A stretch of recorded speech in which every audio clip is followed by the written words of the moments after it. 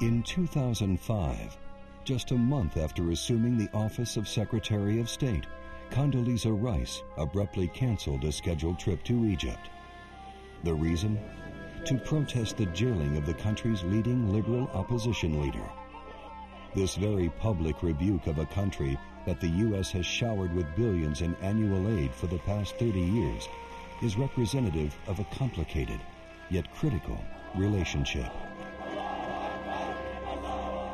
A central feature of that relationship since Camp David, since the Treaty of Peace between Egypt and Israel in March 1979, has been economic and military assistance. Egypt has also benefited tremendously from being guaranteed peace. So their economic progress has been good, their relationship with the United States has been stable, and although the peace between Egypt and Israel is kind of a cool peace, obviously everybody agrees that it's better than war. For decades, U.S. presidents have poured American tax dollars into the Middle East in their efforts to bring about peace. Throughout this process, no Arab country has been more critical than Egypt. It's the anchor of peace between Israel and the Arab world. It is an anchor in the relationship with the U.S. in terms of American foreign policy. It's vitally important to the United States that Egypt succeed as a rock of stability in the region, a force for peace in the region, and yet at the same time that it goes beyond stability and lets loose the dynamism of its people, that it opens up, and that it shows the way for other states to reform politically and culturally even. So our aid has been important and has contributed. But 30 years after the signing of the U.S.-brokered Camp David peace accords, much has changed. America is pushing democracy in the Arab world. We have to encourage democracy, but also, if we're going to do that, we have to understand that it's not going to be in our likeness. How will a new U.S. administration under President Obama relate with Egypt today? And what is the future of Egypt itself? A country in the midst of social, economic, and political transition. From Pharaohs to Facebook, Egypt today. Coming up next on Great Decisions. In a democracy, agreement is not essential, but participation is. Join us as we discuss today's most critical global issues. Join us for Great Decisions. Great Decisions is produced by the Foreign Policy Association, inspiring Americans to learn more about the world. Funding for Great Decisions is provided by the Star Foundation and Orascom Telecom. Great Decisions travel to Cairo to see firsthand where U.S.-Egypt relations stand today. One thing is certain. Despite disagreements, Egypt remains a critical U.S. ally in the Arab world. Ahmet Abul Gate is Egypt's foreign minister. It is a proper relationship because America looks at Egypt as an important friend, a strategic player in that region. This has been true since the Camp David peace accords. In 1978, President Jimmy Carter helped convince President Anwar Sadat to make Egypt the first Arab country to officially recognize Israel. After a high-pressure summit at Jimmy Carter's Camp David retreat, Premier Begin and President Sadat promised to sign a formal peace treaty within 3 months. I'm so proud of both of you. God bless you both. Following years of bloody conflict, hostilities between Egypt and Israel ceased. It was hoped the treaty would serve as a model for the region.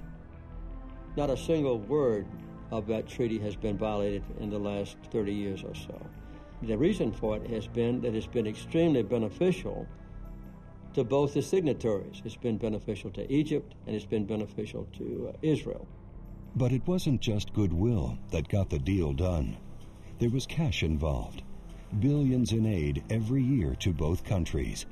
For the last 30 years, if you look at it, we provided about $58 billion in military and economic assistance to Egypt. As part of the Camp David Accords, Egypt took on a leading role in brokering peace between the Israelis and Palestinians. More than 30 years later, however, that conflict is far from resolved. Arab League Secretary General Amri Moussa was at Camp David. At that time, we hoped that things would develop in a comprehensive way in order to achieve peace, especially on the Palestinian track. But as you see, things have become very complicated. Egypt's role as a peace broker over the years has evolved. As one of the few Arab countries that can speak to both Israel and its adversaries, its position is unique. Saudi Arabia does not talk to the Israelis. Jordan doesn't have the same leverage that Egypt has with Israel, nor with the United States. Egypt is helping to mediate the ongoing dispute between rival Palestinian factions Hamas and Fatah. Egypt is the most important Arab country. It's on our borders, and we live on their borders. And our interests is as their interests as well. The border between Egypt and Gaza has been a flashpoint. In 2008, Gazans, frustrated by Israeli blockades on food and fuel, breached the border with Egypt, a wake-up call for Egyptian leaders. The Gaza issue is potentially huge for Egypt. If the prospects of a Palestinian state collapse, and Gaza is closed by the Israelis, only one outlet to the world for the Gazans, and that is Egypt. Many Egyptian officials agree that any progress on the Israeli-Palestinian front is limited without greater U.S. engagement. We want to see an American administration committed to help in bringing peace in this region. Without settling the Palestinian problem as soon as possible, this region will continue tormenting all of us. And it's not just its neighbors. Egypt's sheer size exposes it to nearly every major flare-up in the region. We are the only country with 80 million population, so we are the big winners in case of peace. We are the big losers in terms of when there is a war.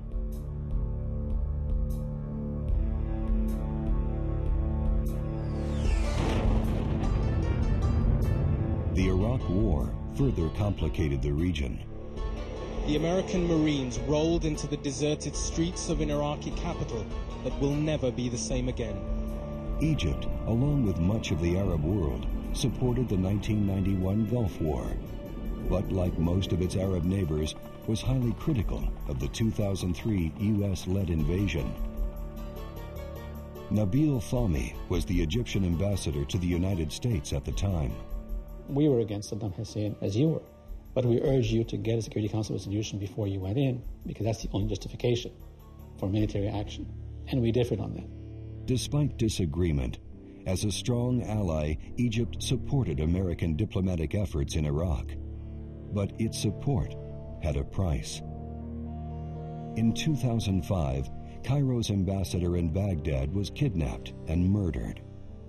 It wasn't until 2008 that Egypt reopened its embassy in Baghdad, leading the way for other Arab countries to do so.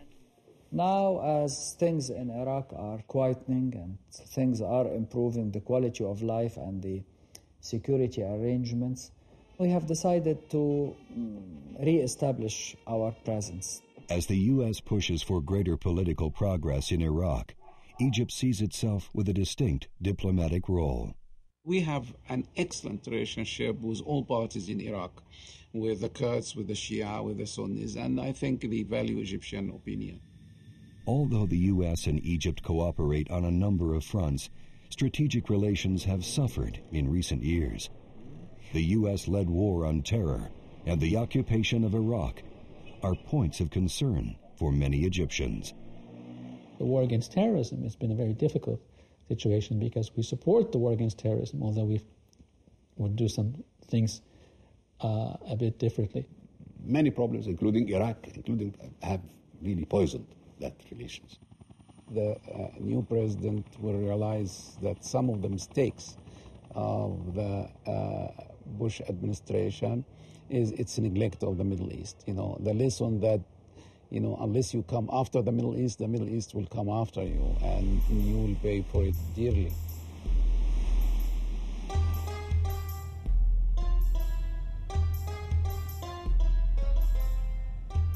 Both aid and trade were major components of the Camp David Agreement, and the effect of this assistance on the Egyptian economy has been significant. It has helped the Egyptians grow their economy, open up their economy, decentralize a bit, restructure. Still, most American officials we spoke with would like to see more trade and less aid. Already 1/3 of Egyptian exports go to the U.S., but more can be done. If you look at our bilateral trade, in the absence of a free trade agreement, it has grown by 74 to 75% in the last 4 years. So free trade agreement would be nice to have with Egypt, but without that, there are a lot of other areas that we can work on. One such area is the QIZ. Under this joint venture between the U.S., Egypt, and Israel, goods manufactured in designated zones can enter the U.S. duty-free, as long as a percentage of the raw material comes from Israel. We produce to Gap. We have a big program now running with Calvin Klein. So from such names, you feel that we are almost, with the cream of the sportswear industry in department stores in the States. Like most U.S. initiatives, the QIZ program is tied to regional peace, in this case, through trade. The concept there is that if you promote regional economic cooperation, that will help promote regional peace process. Many in the U.S. hope that Egypt's peace pact with Israel and its economic opening to the West might usher in an era of moderation and democracy in the Middle East. These hopes were dealt a severe blow in 1981 with the assassination of Egyptian President Anwar Sadat by Islamic extremists, creating a state of emergency that still exists today. Egypt has been under strict emergency law for more than 25 years, allowing the Mubarak government unlimited powers of arrest and detention. For nearly 28 years, Egypt has been run by President Hosni Mubarak, the country's longest-serving president. Until recently, he was elected by referendum, never opposed, frustrating the democratic hopes of some Egyptians. There are no free and fair elections. The emergency laws in Egypt have been in place since 1981. The guy has been in power for 28 years. You wonder how much more time does he need? Egypt is a democratizing country, and Egypt is doing it in its own, it's struggling with itself, struggling with its political culture that was central for thousands of years. So there is a complex process here, and you can do it just by a kind of a doctor's prescription made by some brilliant guys in the State Department or other places. In 2005, Mubarak allowed a constitutional amendment that would permit presidential challengers. He won again in a landslide. But there were reports of mass vote rigging, and Ayman Noor, one of the president's liberal opponents, was arrested and detained, drawing the ire of Secretary Rice. The Egyptian government must fulfill the promise it has made to its people and to the entire world by giving its citizens the freedom to choose. The United States, which had called for democratization in Egypt and which had famously said, for 60 years the U.S. policy had been to shore up these dictatorships in the Middle East for our security and for our economic well-being. Well, no more. We are now going to be fighting for democracy and freedom in that part of the world. It's an objective that many American officials and human rights activists see as critical today. I was with President Mubarak and his prime minister in April, and I very strongly urged them to refrain from the persecution and imprisonment of any viable political opponents that might arise on the horizon that would challenge Mubarak or his designated successor, who might be his son. This is not a new issue, but the discussion has always been private, serious, and with the realization that these things are going to take time and they will have to develop into an Egyptian model. But democracy promotion in the region has always been a tricky business. Many Egyptians saw the very public rebuke by Rice as tied to wider U.S. objectives in Iraq. Part of the difference is dealing with the issue of democratization, which came later as a reason for American invasion of Iraq and the administration of George Bush. And U.S. actions in the war on terror undermined its credibility on issues of human rights. I was in Egypt a couple of years ago, and I initially met with the U.S. ambassador there, and I said, are you still able to protest Egypt's pervasive torture and its pervasive detention of suspects without trial? And he had to admit sort of sheepishly, no, he couldn't possibly do that anymore. He has no credibility when the U.S. does the same thing back home.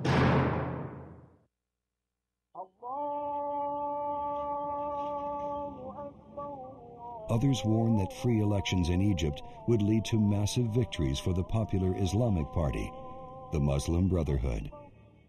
Founded in 1929, the group has served as an ideological inspiration for Islamist groups across the region and the globe. Although officially banned, the Brotherhood captured more than 20% of Egypt's parliament by fielding independent candidates in 2005.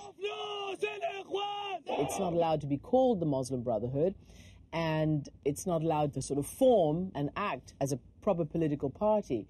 But they know that their future is more democratic than militant, and I think they're adapting to that.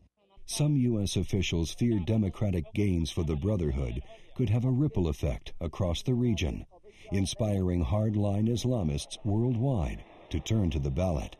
As soon as the fruits of that agenda began to show, it frightened the policymakers in the West. And our dictators loved it because they said, oh, see, if we do elections, if we do fair and free elections, that's what it will bring.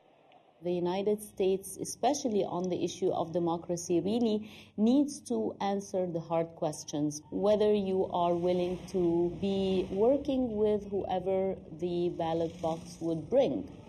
Something that the West may not want to accept is that the first iteration of democracy in that part of the world will have an Islamic flavor to it.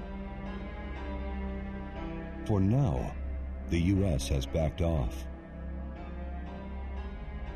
It is ordinary Egyptians who are more likely to be the catalyst for any democratic and social reforms in Egypt today. 56% of our population is 25 or younger. This is what's pushing reform and change in Egypt. Nowhere is this more apparent than on the internet, where bloggers and social networking sites like Facebook empower a new generation. We have political parties, we have independent and opposition newspapers, but in reality all these are not real. So I want them to be real. And that's why we are active on the internet, we are blogging, we are trying to push the envelopes of freedom of the press, freedom of expression, political participation. A lot of the social networking websites that serve the purpose of bringing people together so they can get involved in some kind of activism, most of those are under the close watch of the Egyptian government. I think one of the best examples of just how that phenomenon is affecting Egypt, of an increasingly young population at odds with an increasingly aging leadership, is something that happened just before President Hosni Mubarak turned 80. And a group of young activists on the popular social networking site Facebook wanted to organize a demonstration in Egypt. The government reacted swiftly, arresting and detaining organizers for weeks. And you'd think that a regime that has been in power for 26 years felt strong enough and confident enough to kind of brush it off. While social change in Egypt remains in flux, economic reform has been consistent. A once stagnant, largely state-controlled economy has now come alive, charting growth rates of 7 to 8% annually. After a series of wide-ranging economic reforms, Egypt is in an enviable position. It has had very high growth rate over the past few years. Much of it in the short term has been driven by real structural change in the Egyptian economy. In the first 2 years of our term, from 2004 to 2006, we adopted what I call the overwhelming approach of reform. These changes mass privatization, and new laws making it easier for foreign companies to operate have opened Egypt up to the global economy. The economic reform is a must, and it started, and it is producing results. With right management, you can turn a company around and you can turn a country around. Egypt is not nearly as exposed to the global financial crisis as wealthier countries, but it does pose problems. It will impact definitely tourism. It might impact the Suez Canal tolls. It might impact also the foreign direct investments that we're receiving, and this is helping us to create jobs.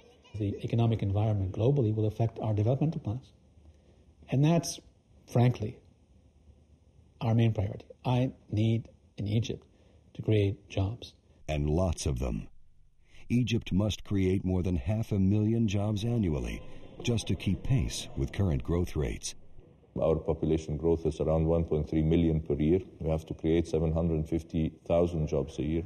Economic reformers hope to create jobs in the agricultural sector, where ambitious plans to irrigate large swaths of desert are underway.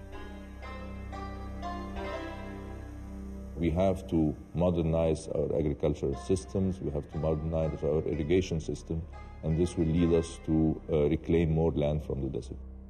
There are also plans to launch an IT sector designed to compete on a global scale. Look at these kids speaking on these call centers in 4 or 5 different languages.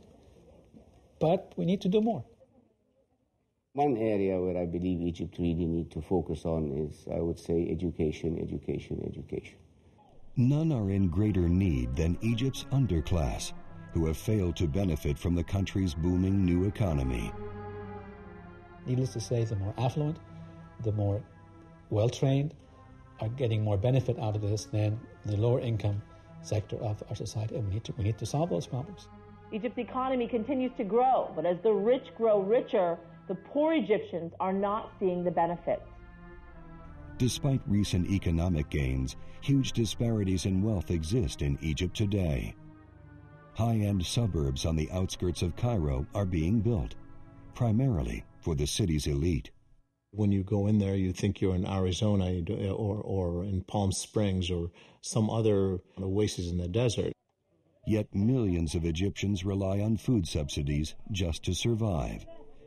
The country was hit particularly hard by global food shortages last year. In Cairo, Egypt, bread is so scarce it is sold from behind a barricaded wall. Here, too, there has been deadly violence, sparked by outrage over high prices. The Egyptian dialect word for bread means life, aish. They don't use the Arabic word, khubz. So it's a deeply emotional issue. Some families go without meat for an entire month.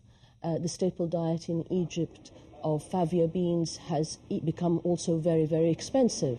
The good story of growth is not so far matched by a trickle down that is helpful to not only the quality of life of the poor, but also to the political stability of the country.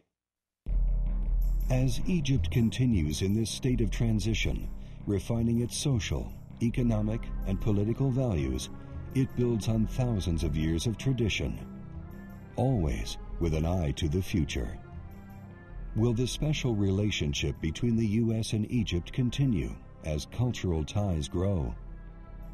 If there are any happy outcomes of the horror of 9/11, it is that the natural inquisitiveness and curiosity of Americans has flowered with respect to the Arab world, especially the Muslim world. Or will differences over foreign policy and sensitivities over democracy promotion continue to hamper relations? They value what the United States has to offer. And if we offer these things, always conscious that we're dealing with friends who are proud and who have much to be proud of, they welcome it and they respond to it. And how quickly will social change keep pace with the demands of a new generation of Egyptians? The one little change that I'm going to add to Egypt and someone else's little change eventually will have a huge effect on Egypt. It is not the same as 10 years ago or 5 years ago. And this is the beginning. I won't say that this is fantastic and it's perfect. No, not at all.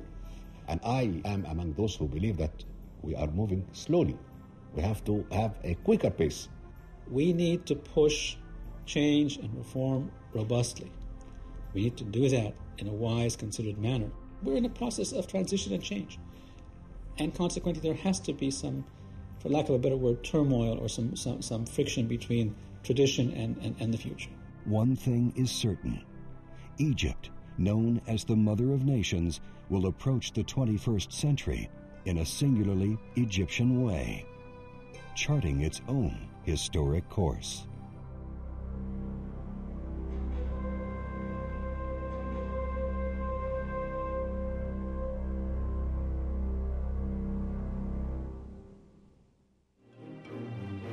To learn more about topics discussed on Great Decisions, visit our website at www.greatdecisions.tv.